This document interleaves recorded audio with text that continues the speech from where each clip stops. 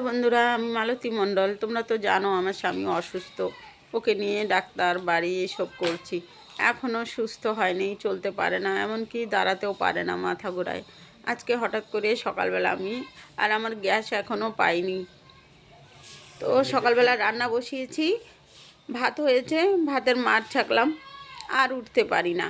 যেরকম বুড়া মানুষরা যেরকম হাঁটুতে ভর দিয়ে চলে, এরকম করে কোনো রকমে ভর দিয়ে একটু বেঁকে বসেছি, বাস এরকম করেই। বিছানায় উঠতে পারি না, অনেক কষ্টে বিছানায় উঠেছি, এখন আর নামতেও পারবো না। সকাল থেকে এইভাবে কোমরে বালিশ দিয়ে বসে আছি। কি হবে বলো তো?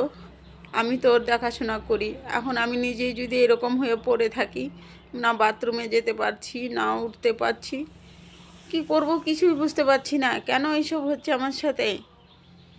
আজকে রবিবার, ঝাড়াতেও পারবো না। কেউ বলছে যে এরকম হয়, ঝাড়লে ভালো হয়, কিন্তু আজকে তো কাউকেই পাবো না।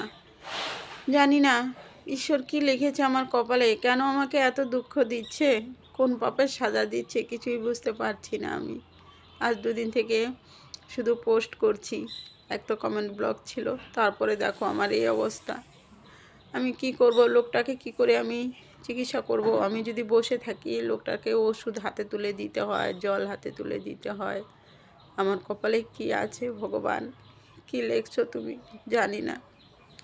খুব কষ্ট হচ্ছে, এত যন্ত্রণা সহ্য করতে পারছি না। হঠাৎ করে কোনো ঝাঁকি লাগে নাই, কিচ্ছু লাগে নাই। কি হয়েছে বলো তো?